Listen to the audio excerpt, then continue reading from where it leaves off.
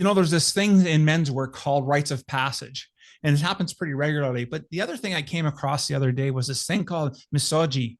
It's an action that is so profound that once you do it once, it shapes an entire year and can even transform your lifetime. Unfortunately, today we have very few rites of passage, which are really struggling for in society, because we built a society where men are not as strong and resilient as we used to be. And it is much different than other cultures. So you see, rites of passage are just not for men, they're for everyone, as we're going to talk about today. And so today, my guest is going to share his rise from the ashes of addiction to becoming the #1 instructor in the Firewalk ritual. Now, before we get into all that, I just want to remind everyone how hard it is for us to be men today, and nothing been more challenging. And for many of us, the pain of being a man is very real for us. It's a pain of loneliness and unworthiness, and it's masked by our anger and our resentment. It's because we are uncertain and afraid to take that next step. So if you're tired and fed up of where your life is at, then I'm going to encourage you to start your hero's quest, where you can become more, accomplish more, and live more than ever before. Just go to members.net and start your quest today. And with that, let's get on with today's episode. The average man today is sleepwalking through life, many never reaching their true potential, let alone ever crossing the finish line to living a purposeful life. Yet, the hunger still exists, albeit buried amidst his cluttered mind, misguided beliefs, and values that no longer serve him. It's time to align yourself for greatness. It's time to become a revolutionary man. Stay strong, my brother. Welcome, everyone, to the Revolutionary Man podcast. I'm the founder of the Awakened Man movement and your host, Alan DeMonso. So let me ask you, have you ever had the experience of a rite of passage? And if so, how did it transform you? And if not, would you be willing to participate if it meant changing your life? One of the things that I see all the time in men's work and in corporation is that they're looking for an experience where their people can participate in a transformational activity so they can use this metaphor for mastering their life's obstacles. And this experience can help them become stronger and more resilient than they ever were before. And so where does one go to find these experiences? Well, they can actually do that work. Well, that is some of what we're going to talk about today. So allow me to introduce my guest. Dave Albin is a #1 instructor in America with a 1,000-year-old ritual of passage called the Firewalk. That one that was popularized by Tony Robbins. Dave has worked for Tony for more than 20 years and started Firewalk Productions in 2014, leading hundreds of thousands of people. That's right, hundreds of thousands of people through the Firewalk, setting a world record with Tony back in London in 2005 with over 12,300 people going through it. His success has a scary and a violent past, and we're going to touch on that today. And then on June 8th in 1988, when he had finally put a gun to his head to stop the excruciating pain from both drug and alcohol addiction, he can proudly say that in 2023 will mark 35 years of sobriety. I'm so excited to have Dave on the show. Welcome to the show, Dave. How are things today, my friend? Thanks, Alan. Thanks for having me, man.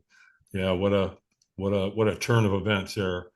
I really lucked out in my life in so many ways because I spent a great deal of my time trying to screw it up really bad. And in spite of myself, I was able to come out the other side, and I was handed a gift of this Firewalk experience. And when I first was introduced to it, I wanted nothing to do with it. It didn't make any sense to me at all. But before I get too deep into that, let me back up and share one thing with your audience, because I like to let them know that there was a really ugly side of me, and I was able to, with help of a lot of other wonderful human beings, I was able to get out of that. And so just 2 months before I was born, my biological father, we don't know exactly what happened. All we know is that he hurt his head. He was a pilot in Korea. And to save his life, they put a plate in his head. Well, that created a tremendous amount of pain. And apparently he told my mom on many occasions that he didn't know how long he could take it. And literally 2 months before I was born, he told my mom he was going to the grocery store, and we never saw or heard from him again. So we don't know, but my mom does think that he probably took his own life. And so when I was born to a single mom. She already had 2 boys, so I was the third. We were living with my grandmother, her mother, and we had another cousin living with us as well. 1-bedroom apartment. There were 6 of us. And so My mother came from, I believe, the strongest and most courageous generation of all time. My parents and all my buddies that I grew up, parents, they came through the Great Depression. They had to face the Nazis in Germany when Hitler was trying to take over the world. When the Japanese bombed Pearl Harbor, the rest of the men that were in the Air Force and the Navy were over there taking care of that situation. The Army and the Marines were over in Europe, fighting that war. So what did that leave? Well, guess the women were doing when all this was happening? Everything. They did it all, man. They built Jeeps, they built trucks, they built tanks, they built rifles, they put munitions together. My mother, my biological mother, was known as Rosie the Riveter. She was working for McDonnell Douglas, and she was out on that wing, man, driving, those rivets and building airplanes. So that generation knew hard work. They knew resilience. If something broke, they fixed it. And, again, I think they were the most badass generation of our time. And so, my point of that is my mom was working hard. She was working as a server. She was working at the Roosevelt Hotel in Hollywood. And, in spite of herself and how hard she was working, it wasn't enough. There were way too many mouths to feed.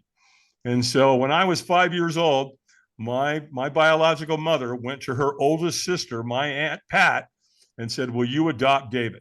And her and her husband, Bob, said, "Absolutely." So they did. I'm 5 years old. Don't have a lot of memory of it. All that I know is that the next thing I know, I'm in Long Beach, California. So Bob, now my dad, right, was a highly decorated officer in World War II. He was a military officer in the Army and the National Guard. So we had a nice house. We had things. We went on a lot of trips. They took me camping all over Southern California. We went to Big Bear and Lake Arrowhead and Lake Havasu and Yosemite. I mean, it was beautiful. And my life was absolutely perfect, Alan, for 6 years after that adoption. Now, I don't know them to be anything other than my parents. I don't know they're my aunt and uncle growing up, right? Well, on the first day of summer in 1994, literally the first day, Mom came and got me out of the TV room and said, "Come in the kitchen. Your dad and I need to speak with you." Well, what I think is going to happen is they're going to tell us where we're going to go camping that particular summer, like they did all the time. And my mom looked at me and she put her hand on my arm and she, with tears in her eyes, she said, "David, what we need to tell you is we're not your parents." Okay, well, I'm 11. What does that mean? What do you? Of course, that's like, the analogy I use is like going outside and looking at the sky and it's as blue as could be, and they're trying to tell you the sky's not blue. Well, it looks pretty darn blue to me. Looks like you've been my parents to me. And so they even went on to tell me that, your Aunt Dean, yeah, well, she's actually your mother. And I remember at the time thinking, I don't even like her. And the reason I didn't like her is when she was around me, she wanted to maul me, right? She wanted to sit next to me and hold me and kiss me and hug me and all that. And well, duh, I'm her son. But at the time, I didn't know that. Right. So it was just, it wasn't awkward. It was just like, you know how you are when, boys, when we're that age, we don't want to be kissed by, our aunt or whatever. Right. So anyway, yeah, there you go. Yeah. Get away, cooties, whatever. I don't know. Anyway, it was never inappropriate. It was just all, when she got a time, when she had a moment to be around me, she took it. And so, that was just the way it was with her. Well, shortly after they told me this, both Bob and Pat started drinking. Now, they had sworn off alcohol when I was 5 when they adopted me. And now here we are 6 years later, and they both started drinking at the same time. And it got ugly real fast. I can tell you that. Alcohol doesn't screw around. It starts screwing up people's lives really fast. My mom was kind of a playful, funny, kind of cheerful drunk, if you will. Where Bob, not so much. He was not a nice guy when he drank at all. He was vicious. And so one day they went to the grocery store. Now, back in the 60s, you could do that, right? You could leave your kids home. Nobody cared. It was all good. Nobody was going to, all the neighbors did it, right? In fact, you'd call the neighbor across the street and say, "Hey, Joanne, Bob and I are going to the grocery store. David's going to be home. If he needs anything, he can come knock on the door," right? "Yeah, of course. Sure. Send him over now. I'll cook him a fried bologna sandwich." Of course, anybody that grew up in the 60s, yeah, bologna sandwich is all about, right? So sure enough, they went to the store and then I was looking at it, man. I know where the booze is. They were hiding it in plain sight. And I went over and I opened up that cabinet and I pulled out that bottle and I set it down on the table and I looked at it and I poured about a half cup of that. It was brandy into a coffee cup. Boom, down it went. And Alan, I never had a chance ever. I truly believe I was an alcoholic right on the spot. I started acting out. I wanted more. I mean, it was like pouring rocket fuel into me. And there was a lot of alcoholism in my family anyway, and I was no exception. I lined right up for it. So that just progressed from there.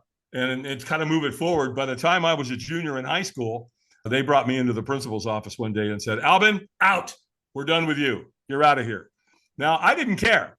I was good. I did not think that anything that I was learning in high school was going to aid me in how I made money or I took care of myself in my life. I didn't believe that. In fact, it was a Paul Simon song back in those days. And one of the lyrics was, when I think back of all the crap I learned in high school, it's a wonder I can think it all. Well, that was like my theme song, right? So it was like, and I went and got a job in the biggest grocery store in the state of California. Now, by the time I was there, I already had an entrepreneurial spirit about me. When about the same time that they both started drinking, Pat would grow flowers in the backyard, and she had a green thumb. They were beautiful. And there was 1,000 flowers in our backyard, which she'd go cut them, and she knew how to arrange them, really make beautiful bouquets. And she'd put a little twist tie around them. And when she cut the flower, she cut it at an angle. She wouldn't cut it at the bottom. She cut it at an angle. And what that did is it opened up the surface area so more water would get into the flower. They'd last longer. Then when she'd put them in a bucket to send me out on the street corner to sell them, she'd put a little bit of 7-Up in that water. And I'll be darned if them darn flowers didn't outlast the florist 2-1. And I'm, something happens. I don't know what it is to this day. I still do it. If I go down and get flowers today, I bring them home. I cut them and I put them in a vase and I put water and I put a little bit of 7-Up in it. And guess what? They'll last for 2 weeks. So yeah, so there I was. I was learning how to negotiate with adults. They would buy my flowers. Shortly after that, I got a paper route. Now, when you get a paper route, you better be an entrepreneur because it's your business, man. You got to do it. It's 7 days a week. Yeah. You got to go to a location. You got to pick up your papers. You got to fold them, put a rubber band on them, load them into your saddlebags, put them on your bike, drive your route, and deliver them, man. And if you did a good job when you delivered them, guess what they do when you came by to collect the money? They tip you. Yeah. So, you learn, right? And I also lived across the street from a golf course. Now, I love that. And here's one of the things I learned about golfers at a really young age. They suck. They're horrible, right? And so I would ride the perimeter of the golf course on my Stingray bicycle. And guess what I'd find? Golf balls everywhere, right? And I also knew in the places like right-handers, if it was a dog-leg left, there was this one hole, the 9th hole, it was a dog-leg left going back into the clubhouse. Well, a right-hander, if they had a slice, boop, over the fence it went, boop, boop. And so I took the balls home, I'd clean them, I'd go back to the golf course, and in the trash, they have the boxes that the golf balls come in. Well, I'd take those out of the trash and go home and clean the balls and put them in those trays, and then I'd organize them, Titleist, MaxFly, Dunlop, Wilson's, right? And then I'd go back into the parking lot of the golf course and sell them back to the golfers, right? So here's what I learned at a really young age. There's money out there. Go get it. Good things come for those who hustle, right? Absolutely. And so that was, I had that gift, if you will. But things got worse, right? From alcohol, I went to drugs, and I got heavy, heroin, cocaine, lots of it. And a couple of marriages later, I'm in my 3rd marriage. I'll move this. You mentioned June 8th of 88. Yeah. So when I woke up that morning, I'm in the basement, and I married a woman who had 3 kids, or my stepkids. They're living upstairs. They want to stay away from me because I'm pretty bad at this point. And when I woke up on that morning, I said, that's it. I'm done. I'm out. I'm not doing this anymore. This is way, way, way too emotionally painful and physically painful. This is real easy. Lock and load, put it in my mouth, boom, pull the trigger. Well, as I'm wrestling with that, it dawns on me, hold on a second, pal. You pull that trigger and yeah, maybe your troubles are over, but those 3 kids that you agreed to be their stepfather, you're going to ruin their life. Oh, you can't do that. Got to find another way, pal. Got to figure out to do something else because you can't kill yourself. because, everybody around you, you kill everybody around you when you do that, right? We all know that. And so that was what's going through my head. Well, the next thought I had was call Alcoholics Anonymous. Well, the interesting thing about that, Alan, was I didn't know who the hell Alcoholics Anonymous was. I'd never been to an AA meeting. I didn't know anybody in AA. And yet there's the thought, call Alcoholics Anonymous. So I did. And I got this wonderful human being on the phone. And this woman saved my life. And I affectionately nicknamed her Madge. And the reason I did that is because she talked like this. She probably smoked 2 packs of Pall Mall non-filters a day, right? Well, she was the gatekeeper, all right? So it's her job to interview you. And if she thinks it's warranted, then she'll call somebody to come over and pick you up and take you to an AA meeting. Well, apparently I passed the test. She called a guy by the name of Lauren. Lauren came over, took me to an AA meeting, an all men's group. And that's when it started. I got a really big heaping dose of AA that day, 4 meetings, 12:30, 4:30, 6:30, and 8:30. And when I was there, they took a big book of Alcoholics Anonymous and they opened it up to the front cover and they all wrote their name there and their phone number. And it said, before you take that first drink, call one of us. Interesting. They put their first name and their phone number and they handed that to me and sent me home with it. At the same time, they sent me home in one of these, little chip. And it said 24 hours, the Serenity trip, right? And so, the next day I went to an AA meeting again. And then I got a week. And then I got a month. They gave me another one. And then 2 months, they gave me another one. 3 months, they gave me another one. 6 months, they gave me another one. And 9 months, they gave me another one. And at 1 year, I got the 1-year chip. And as you said, this last June 8th of this year, I've been clean and sober for 35 years. Now, here's where how I kind of took the path to go into the personal development route. When I was getting sober, I had insomnia. So I was up late at night all the time. My sleep patterns were all over the place. Now, remember, I'm coming off heroin, I'm coming off cocaine, and I'm coming off alcohol. And I can tell you, it's not a fun ride. It doesn't look anything like something fun. I can tell you that. I've literally had people tell me that clinical psychologist told me one time, he said, I don't know if you know this or not, but the chances of you making it out with having to deal with all 3 of those is astronomical. And I said, Doc, that's great. Don't tell me the odds. I don't want to know. But I knew what she was talking about. And so, yeah, there he was one night, 3 o'clock in the morning, Mr. Motivation, a young Tony Robbins. There he is, selling Gunthy Ranker, selling his program called Personal Power. It's a 30-day program. And you know what, Ellen, I couldn't stand him. I thought, what a pompous ass this guy is, man. I don't like this guy at all. He's all motivated, he's all enthusiastic. And I'm not motivated. I'm not enthusiastic. I'm hurting bad, right? But he said a couple things that kept me listening and kept me in the game. The one thing he said was, we'll do more to avoid pain than we will to gain pleasure. And I went, okay. Yeah, I get that. Sure. Because I'm drinking and drugging, and guess what I'm chasing or running away from? Pain and pleasure, right? And so, but the one that really got me, he said, the driving force in our life, how we make decisions, we do it out of inspiration or desperation. Mm. And I went, oh my gosh, he nailed me. And so I bought his program. And they sent it to me, came in a big box. And it came on these little white things called cassette tapes. Right? Your audience is going to go, what are cassette tapes? They're in the Smithsonian. They're right next to 8-track tapes and reel to reel. 8-tracks. I was just thinking of the 8-track. Right? And so, yeah, man, I plugged them in, did what the man taught me to do. And guess what? It worked. I started making major changes. I was in a really bad marriage, so I had to start planning my exit strategy.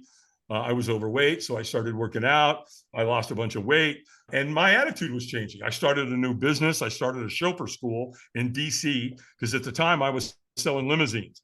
And so I thought, wow, sell limousines, start a chauffeur school, you can graduate. It made a lot of sense, right? Back to my entrepreneurial, mindset. And yeah, man, and it just went from there, right? Well, one of my buddies in AA came to me one day and he said, hey, man, what's going on with you?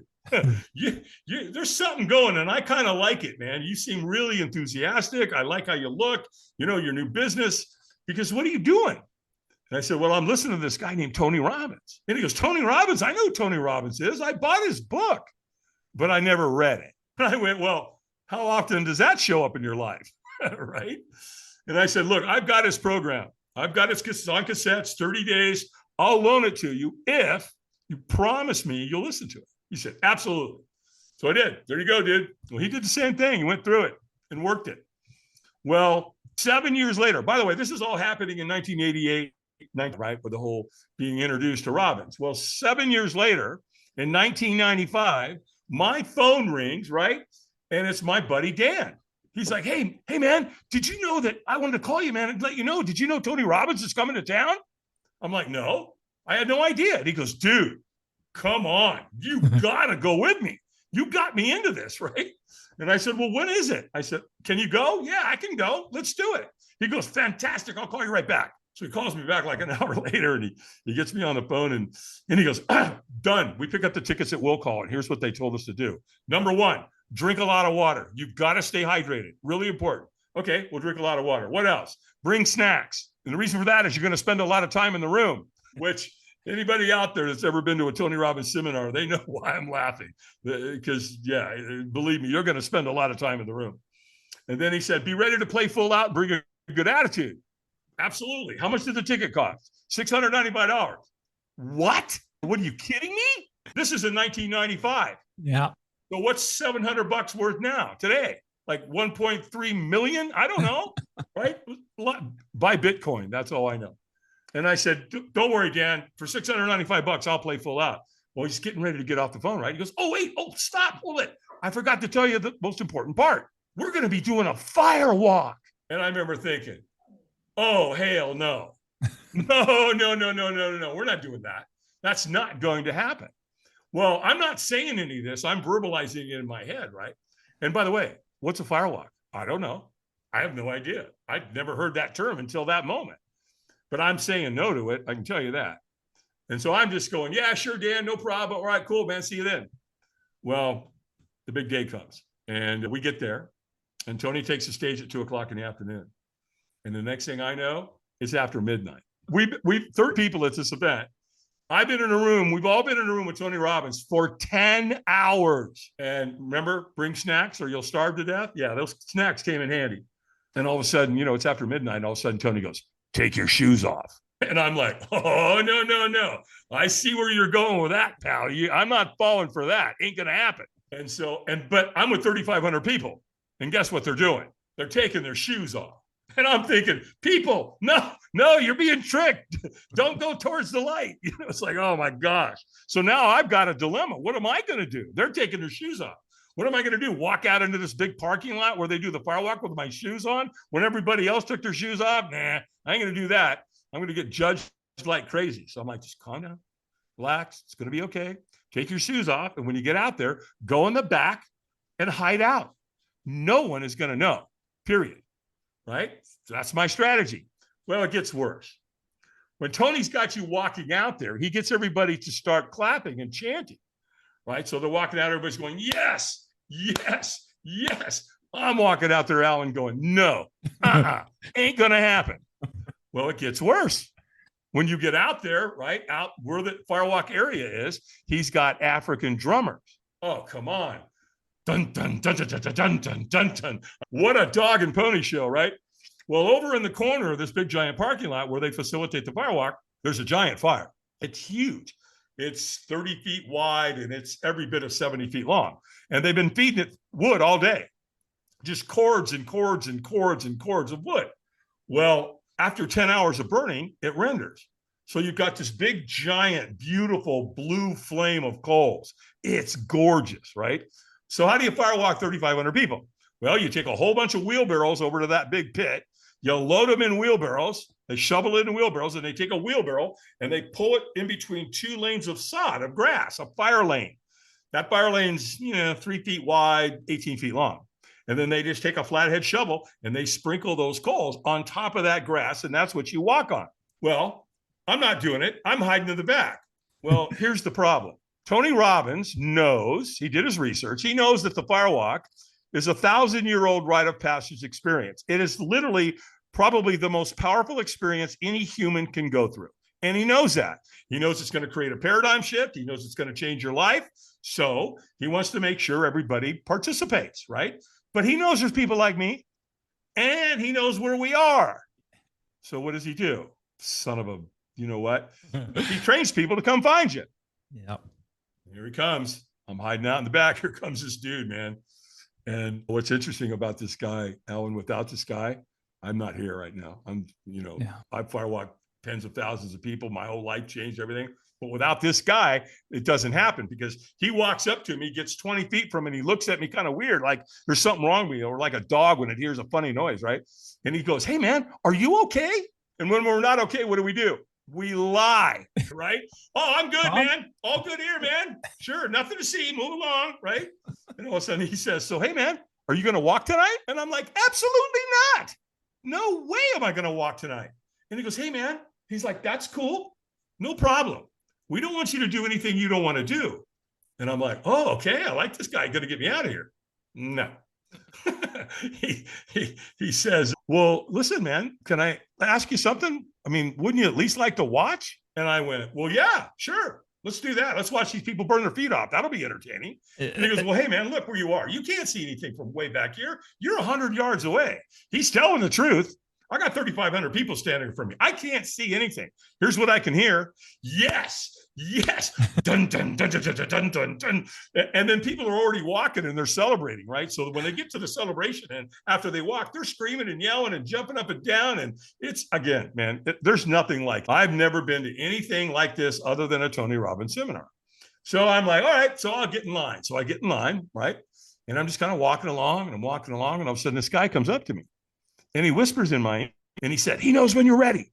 When he says go, you go." And this guy just disappeared into the night. And I'm like, what was that? What do you mean he knows when you're ready? What? So now I'm walking along and I'm kind of trudging along, right? And I still can't see anything from me. I got 1,000 people in front of me, can't see anything, but I can see it. And I get to a point where I can see it at an angle. And Alan, they're doing it, man. These people are walking on hot coals. Every race, every creed, every color, they're doing it. And so now I can't take my eyes off it. It's mesmerizing, right? It's like, seeing a car accident, right? And you're not supposed to stare at or look at it, but you stare at it anyway. Well, that's what's going on. I'm in a trance and I'm just staring. I'm walking. All of a sudden, boom, guess where I am? Right, I'm at the front of the line. And so now I'm looking down. That fire lane's 3 feet wide, 18 feet long, and those coals are bright red. You can see it visually, man. And there's a wheelbarrow there too, and you can feel the heat coming off. So it's real. And I'm staring into the abyss. My heart's beating so hard, it's going to jump out of my chest any minute. Well, there's a trainer standing right there, and he's watching me, right? And all of a sudden he goes, "Eyes up." And I'm like, oh, shoot, like startled me, right? So now my eyes are up. Well, when I was in the room with Tony for 10 hours, guess what he teaches you to do? Keep your eyes up. Yeah. Don't stare at what you fear. Look to the celebration end. So now my eyes are up and the trainer goes, "Squish your fist and say yes." And I went, "Yes." And he went, "Stronger." And I went, "Yes." Well, he could tell. He's a trainer. He knew. He could see I wasn't in a peak state. And so he screamed at me, got like right in my face and screamed at me, "Stronger." And I threw my hands in the air and I screamed as loud as I could. And he goes, "Go, go, go." Boom. I took off, right? Remember the guy? He knows when you're ready. When he says go, you go. I went. And here's the first thing I learned about Firewalking. I think everybody learns the same lesson when they do it. When you take the first step, you'll take the second, third, fourth, and fifth. I guarantee you. Right? You're not going to walk halfway out there and stop. I guarantee you that. And so Tony positions a couple of guys at the end, right? And they lock their arms and they catch you. And they catch you and they go, "Stop, wipe your feet and celebrate." And I'm wiping my feet and I'm celebrating. And all of a sudden it dawns on me, oh my gosh, I've burnt myself really, really bad. And so I look at my foot. It's dirty, but there's no burns. Oh, it's my other foot. Same thing. Real dirty, no burns. And so now I'm feeling one of the most exhilarating moments of my entire life ever. And I'm down there with 3,500 people that are all doing the same thing. They're celebrating it. They're screaming. They're yelling. The excitement level is off the chain, because all of us, our self-confidence, our self-belief, and our self-worth all got raised up together at the same time. And so our frequency collectively all raised, right? So I'm like, "Hey, where's the bus? Let's go climb Everest, people. Let's go," right? I mean, at that moment, you think you could do anything, literally. Well, here's where it gets really interesting, though, the next day. So this is a 4-day event. That was day one, the night of. Now we're going into day two. So we're in the foyer and 3,500 people. Best I could tell, everybody was on time too. Pretty amazing. And I've never seen or witnessed anything like that in my life. I'm sitting here watching these people and I'm watching how they're communicating. They're laughing. Some of them are crying. They're hugging. They're high-fiving. I mean, the energy that morning was intense. Again, I'd never seen or witnessed anything like that in my life, humanistically, the way people were getting along. And I'm like, so did we drink the Kool-Aid last night? Yeah, I'm pretty sure we all drank the Kool-Aid last night. And that's exactly what Tony wants, right? He's got you now where your brain is going, okay, I walked on coals last night. There were 1,000 degrees. I didn't burn myself. What else can I do? Let's go into day two, Tony. Here we go. And so later in the event, I met one of Tony's trainers, a guy by the name of Ted Macy. I love this guy. He's such a beautiful human. Him and his wife, Mary Macy. And I'm talking to Ted, really cool guy. And I'm like, so dude, you get to come and play in this environment on a regular basis, don't you? He goes, oh yeah, I get to do this 10, 12 times a year. And I go, oh my God, that must be I mean, how encouraging to be in an environment like this and keep yourself motivated and inspired. He goes, oh yeah, absolutely. And he goes, as a matter of fact, he goes, see those people standing over there with the black shirts and the pink writing on the back? Yeah. He goes, dude, they're volunteers. They're just like you. They were here, a couple of events ago and decided to volunteer and come back and help out and put themselves in the environment. He said, so look, man, you want to be in this environment? Go on, call Robbins Research. They'll send you a volunteer crew application, fill it out, send it back. Who knows? Well, I did. I sent it back, and 9 weeks later, I got a letter in the mail. And it said, Dave Albin, congratulations. You've been selected to crew with the Anthony Robbins companies in Fort Lauderdale, Florida. Well, here we go. My foot's in the door. Now, when they look at your application, they're looking at what your qualifications are, right? So I had a military background. I had a security background. So they immediately put me on the security team to help take care of Tony's celebrities, which was, I mean, we could do a whole podcast on that alone, right? And then because I lived on a farm and I knew how to use tools and equipment and log splitters and hatchets and things of this nature, they put me on the fire building team, which is exactly what I wanted. And so that was all happening in 95, 90. And so I crewed like 5 or 6 times. Now you got to pay your way as a volunteer, right? So you got to pay your airfare, your hotel, your travel, your expenses, all of it. Well, hell, I'm spending $1,500 or more every time I'm going. And my wife's like this, who's Tony Robbins? She doesn't know anything. She's never been, she didn't know, right? She had no references. And I'm spending $1,500 and she didn't like it. And she was right. She was absolutely right. Well, something happened that changed my life forever. They hired me as a subcontractor. And so they paid my way. They offered me a job, kind of a thing, as an independent contractor. And they paid my way. So they paid my airfare, my hotel, per diem, and they paid me, a couple $100 per event. So I went from being in the red every time to being in the black, right? They did another smart thing. They gave me a free ticket. And so I gave it to my wife. And my next event that I crewed or that I got hired as a subcontractor, she got to go with me. And so she went through the event, did the whole thing. The night after she graduated, we were walking on the beach at 1 o'clock in the morning. And she looked at me and she goes, I get it. Okay, I drank the Kool-Aid. I get it. You want to run with this dude? He's pretty badass. Go ahead.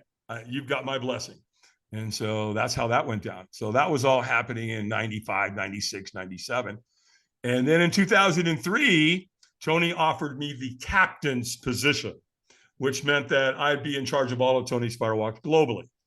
And at first I said, I can't. And they said, why? And I said, I homeschool my kids. And they said, oh, okay, well, what if we paid to have your family travel with us? Would that make a difference? You think? So here I'm homeschooling my kids. And the next thing they know, and my wife, they're on the road with their dad and their husband on tour with Tony Robbins. In fact, the first time my kids firewalked, my daughter was 6 years old and my son was 9 years old. So that all went down in 2002, 2003. I think you read there in the early notes there that in 2005, we went to London. We went to the Excel Center there on the eastern side of London and to the Docklands. And we did the biggest firework in our planet's history.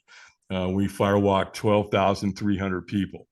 Now, I want to disclose, I say it's a world record. However, Guinness Book of World Records was not there. However, To my knowledge, there's never been a firewalk with 12,300 people. And the only thing that comes even close to that is another Tony Robbins seminar where we walked, 10,000 or 9,000, whatever. And so that all went down. And then in 2014, I'm cruising along. Everything's great. And my phone rings, and it's a company called Google. And Google's calling me wanting to know, are you the Dave Albin that does the firewalks for Tony Robbins? Yeah. What can I do for you? Well, if you're not under any contractual obligation or non-compete, we'd like to talk to you about hiring you. And I'm like, well, homeboy's a free agent. What you got? And they said, well, we have 148 executives graduating. They've been in a 9-month curriculum. We want to create a really powerful experience for that graduation. Get it? What does Google know that a lot of us don't? They wanted to create a really powerful experience, life-changing paradigm experience for that graduating class of 148 executives. So originally, when we were talking, they wanted to do the firewalk, but they wanted to do it during the day. And I said, can't do it during the day. It's a safety issue. I won't do it. So, they were going to graduate, have lunch, and then wanted to do the firewalk. And I'm like, no, man, we can't do that. Tell you what we could do. We could do a glass walk. They're like, a glass walk? You mean like walking on broken glass? Yes, sir. And they said, ooh, tell us about that. And so that's what we ultimately ended up doing with my first hire from Google. Went back the following year, did it again. I got to meet one of the executives. She pulled me aside one day and she said, hey, David, look, I just want to share something with you. You're at the top of your game, man. Corporate America will eat you alive.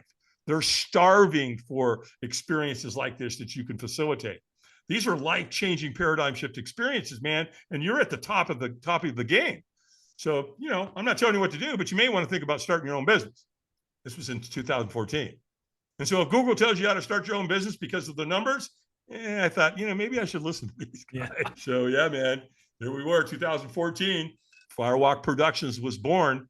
And shortly after that, I was at NASA. And then I was at Notre Dame. And then we went to Virginia Tech.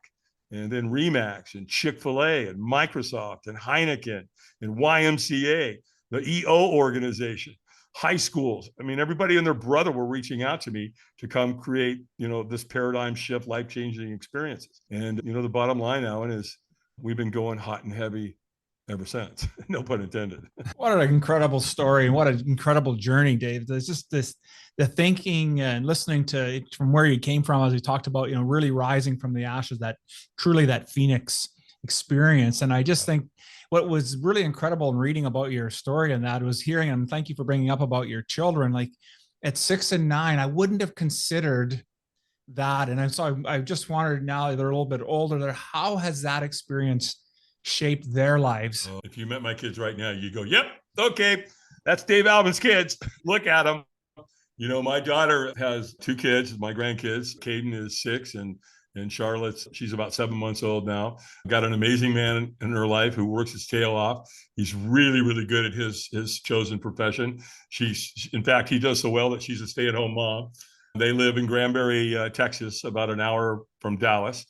My son went on to become a computer engineer. He put himself through community college, paid for everything. He was working, so he had no student debt.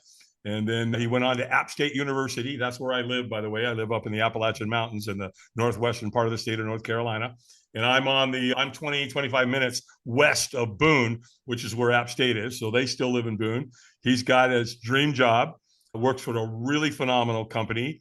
His fiance also has a really great job. She's remote. And so he's got they have an amazing, amazing life. And so when you expose your kids to that kind of environment and that kind of motivation and inspiration, it's going to rub off. Now, I'm not saying they haven't had their troubles. They have. But the beauty is that they work through them. And so, they were in that environment. And by the way, Tony Robbins treated my family like gold. He was so beautiful and warm and loving, him and his wife, Sage, to my family and to my kids. And I'll be forever grateful to them for that. But yeah, they're doing absolutely phenomenally well. Yeah, great to hear that. Great to hear that.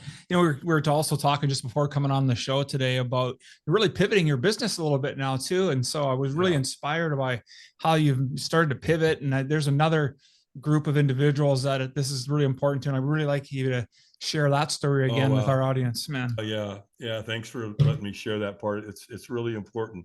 So, I created my own Firewalk. It's different than Tony's. What I did was I also added another experience to it. I brought in the board break experience. So what I did with that is, it's a martial arts thing, right? If you go to any dojo in America, if you graduate in a belt, typically you're going to break a board, right? You're going to break it with your hand or your elbow or your knee or your foot or whatever. And then you graduate, you get your new belt, right? So it's very, very, very well known throughout the martial arts community. So I took that, brought it into my experience, but I did something completely different with it. What I did is I have them write something on front of that board they want to move towards. I have them write something on the back of the board they need to move away from. And then I had them write anybody's name on the board you're in conflict with. And what I mean by that is that if forgiveness and reconciliation is part of that relationship, it ends tonight. Stop carrying around a resentment about another human being. It's going to take away from you. It's going to end tonight. Give it to the fire. And then to create the rite of passage that we've been talking about, I have them write anybody's name on the board that they've lost. And so that opens up ancestral, whatever. So we take them outside. We have the board break stations. We take them through. They break the board. They set the board down. We walk them counterclockwise. We firewalk them. They come back to get their board. They throw their board in the fire. And then here's where the real magic comes in, is after the board break and after the firewalk, I put them in a circle and I do what's called the Ho'oponopono heart hug. And what I do is I have everybody hug. And I have them hug the opposite way so that my heart is on their heart, right? So typically we hug this way. Well, it goes the opposite way. I have them close their eyes, and then I have them take 3 deep diaphragmatic breaths. And so they take a nice deep breath in, and I have them hold it, exhale. Now do one more, nice deep breath in. So I'm oxygenating their body. Well, when 2 hearts are that close to each other, guess what they do? They're just like clocks, right? They calibrate. They start beating at the same time. So now I've done 3 cleansing breaths. And so I do that maybe 5, 6 times, whatever. And the next thing you know, that entire group hearts are beating at the same time. And so that's kind of my own little superpower, if you will, right? So now you got a group of people, their hearts are beating together. They just firewalk, they board break, they completely change their life. The paradigm shift is there. And so here's where I'm going with that process now. A couple of months ago, I was on a podcast, and Natalia got me, after the podcast, we were just talking, and she said, "Hey, have you ever done a firewalk for veterans?" And I said, "No. I mean, vets have been there, right? I'm a vet, and my guys some people around me are vets, but I've never specifically done it for vets." She goes, "Man, you need to do that." And I got an opportunity for you to possibly do that. So as we started talking about it, we talked about the suicide rate. You can't talk about vets we can't ignore that, right? 22 a day is what they say out there. That's not true. That's only if they leave a note. If they don't leave a note, the numbers are up around 40. 40 men and women a day are taking their own lives. I can't deal with that. Not knowing how to change someone's life. So why is that happening? Why are these men and women coming home and taking their own lives? Pretty simple. When they're over there, they're together as a unit, right? They're moving, they're protecting, I'm looking here, he's looking there. I mean, it's just the way it works. And who knows what you're going to see when you go over there. You're going to see one of your buddies get their brains blown out. I mean, who knows, man? It's ugly. It's war. It's not pretty. And so they move together as a team, just like when you put them in a heart hug, right? And so then they come home, and what happens? They lose touch. They're fragmented. Now all these people that you were sleeping with next to each other, keeping each other alive, and now you're not even within proximity. So what happens? Their purpose starts to drop. Depression sets in. They reach for alcohol or drug. Then the depression gets worse. Drink, boom, boom. Next thing you know, they're a casualty of one of those numbers. And so what my idea is, so by the way, after Natalia talked to me about this, that next night when I woke up in the middle of the night and it was as clear as could be. And so we're going to call it Operation Do No Harm. And here's how it's going to work. I'm going to bring the vets in and I'm going to do something to them. I'm going to trick them. You betcha. And what I'm going to do is I'm going to have them take an oath. And they're going to have to promise to do no harm. Now, when somebody in the military takes an oath, they'll stand up to it, right? They know when they went in, they had to say their general orders. They had to swear in. They had to take an oath. They had to do all that. So I'm going to have them do that. They're going to have to promise to do no harm to themselves or anybody else. Now, we're going to give them one of these. We're going to give them a chip that says Operation Do No Harm. Put it in your hand. I want you to squeeze it as hard as you can. Feel the pain. And that's just a little bit of the pain that's going to happen to your family if you take your own life. So if you ever need a reminder, reach in your pocket. It's right there. Then, in addition to that, they'll probably get one of these, a necklace, right, with the little flaming feet, like, my logo over here, right? Yeah. And then also they're going to go home with one of these. These are the coals from the firewalk, right? So they'll have these. I could set this on their desk or their credenza or whatever, and they can look at it every single day. Now, one of my companies that I love, that when you're going to do a firewalk, you have to light the fire, right? Well, I light it with one of these, a Zippo lighter, right? Out of Bradford, Pennsylvania. There they are. Like, there's mine, right? It's got the flaming feet on it. Well, I went to Zippo. I said, hey, guys, I love you. I need your help. They said, what can I do for you, Dave? I said, we want to do this thing with veterans. And I'd love for you to design a lighter for them. And they said, oh, yeah, come on. So I went up there for 2.5 days, sit down with the design team, and here's what they're going to do. They're going to design a 1941 replica, just like the lighters that my dad carried in World War II. Because Zippo gave out lighters during the war, right? So the GIs could remember something or have something from home, which is really powerful. And so they're going to take the 1941 replica. They're going to powder coat it black. And because they're silver lighters, like stainless steel, right? They're going to laser do no harm. And they are going to look gorgeous. So we're going to give that to the vet. And then we're going to get them in within that oath. They're going to have to promise to go tell their fellow men and women who are vets to bring them into this community so that we can get them all through that experience. So, and then I added 3 other categories. Yes, we got vets. First responders have a high suicide rate as well. Sure do. Unfortunately. And so we're gonna include them as well. We'll probably do something. We could probably include the first responders and the vets if we did it. Like we just booked our first event to do this in Modesto, California. And we're probably going to have somewhere in the area of 100 to 200, maybe 300. And that might be a mixture, right? It might be a mixture of some first responders and some vets, and we're good with that part. The other 2, though, that we're going to do is kids that have been bullied, and then single moms, which is a big part of my life, right? Because my mom was a single mom. My daughter was a single mom for a while. And so that's got, it's got a really big place in my heart. So the cool thing from my perspective is we got it figured out. So if a company's out there and they go, ooh, man, let's get our brand out in front of that. It's going to make you look good. And it's going to make you feel good because we're saving their lives. And so any company that wants to come forward and talk to us about, we'd love to enter into some discussions with you. Man, what a great way to transition that and helping such important people in our lives, right? Our military, those first responders, yes, single moms and everyone that you're doing this for. And I think that's why, even though this is a show about men, we all have mothers, right? Yes, we have wives in our lives, right? We may have daughters we're raising. Rites of passage are so important for all of us. Yes. And we've lost it. It's not around anymore, right? No. It's like, where's the rite of passage anymore? So that's another thing. That's why we wanted to add kids that have been bullied, to the equation as well. So we're going to move force. We're going to be a force for good, and we're going to change people's lives. We're going to save a bunch of lives. And, I'm not arrogant enough to think that I can save all of them, but you know what? I can save some of them. That's for sure. And you sure will. A couple of closing questions here. One I wanted to ask you, what's been the best piece of advice that you've been given, and how has that served you in your life? I love that question. This too shall pass, right?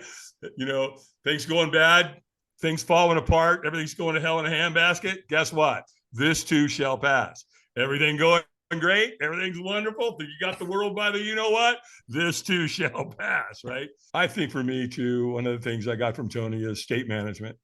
Managing your state, remaining yourself disciplined to your rituals. And, like I get asked all the time, so Dave, when you get up in the morning, what's the first thing you do? I make my bed. What's the second thing you do? I take a cold shower, and then I start my routine, right? I'll read 10 pages in a good book. I fill my body with with water. I live up here in the Appalachian Mountains. And one of the reasons I chose the cabin that I live in is because the water coming into my house is mountain water. It's alive. And when people come here, they're like, oh my gosh, your water tastes so good. I have friends who come over here. They literally come, they bring five gallon, or they bring gallon jugs and take water back with them when they go back, down the mountain. So yeah, you get into just, I say this, I say all the time, stop looking for heroes and be one. That's really it. Because here's what I found in my life. If you help enough people get what they want, you'll always get what you want. It's a universal code. And I learned it in AA too, right? Because in AA, you got the 12 steps, you got the 12 traditions. And right there in the middle, you got what's called the preamble. And the preamble says, when anyone anywhere reaches out, I want the hand of AA to be there. And for that, I'm responsible. And I took that real serious. And so, I'm all about, helping people, and it feels good. It feels magnificent. And when you do it the right way, they'll even pay you pretty well to do it. That's outstanding. Yeah. So just for us to close out for today, of everything we spoke about today, maybe we didn't get a chance to touch on something. What would be the one takeaway you'd want everyone to have with us? Get clear about who you are and what you want. And don't lie to yourself. I think Viktor Frankl left us, one of the greatest mindsets that any humans ever walked the planet, right? His book, Man's Search for Meaning. If you're not familiar with the book, read it. It's not a fun read. It's not an easy read, but it is a life-changing book that will change your perspective about your life and who you are and what you're doing, and finding and getting a grip on forgiveness and gratitude. Boom. Those two together are powerful. And so Viktor Frankl, when he was there, if you don't know, I'll tell a little bit of it. He was in Auschwitz, right? And so they assassinated his family. They killed his family, and they took everything from you. They put you in that prison camp, and every single day, every single minute, you didn't know if it was your turn to go into the chamber. Every single day, minute by minute, you're living with that. And so what Viktor Frankl figured out, he said, they can take everything from you. You're standing outside, you're naked, it's cold, you haven't eaten in days, no dignity, nothing. They take everything from you except one thing. He figured, you know what? There's one thing you can't take from me. And what that is his attitude. I have to give that up. I have to relinquish it. And he chose not to. And so it goes back to what we were talking about for the vets. They lost purpose. He created purpose while he was there. And the purpose he created was, someone has to tell this story.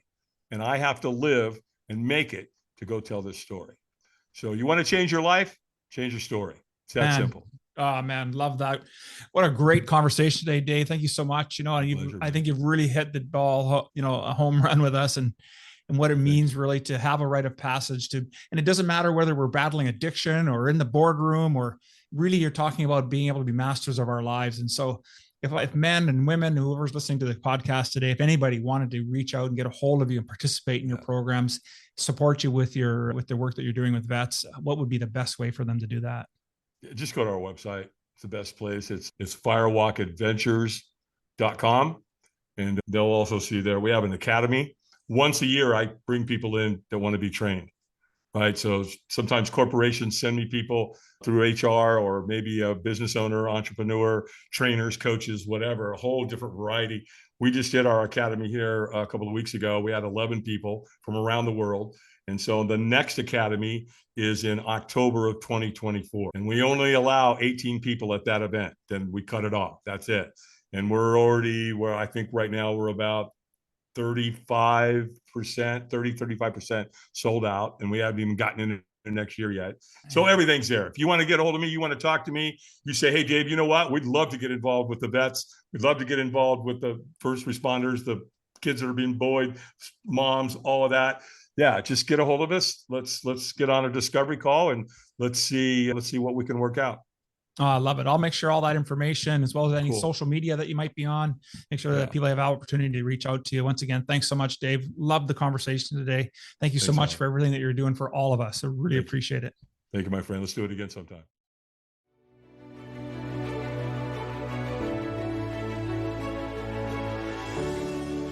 Thank you for listening to the Revolutionary Man podcast. Are you ready to own your destiny? To become more the man you are destined to be? Join the brotherhood that is The Awakened Man at theawakenedman.net. and start forging a new destiny today.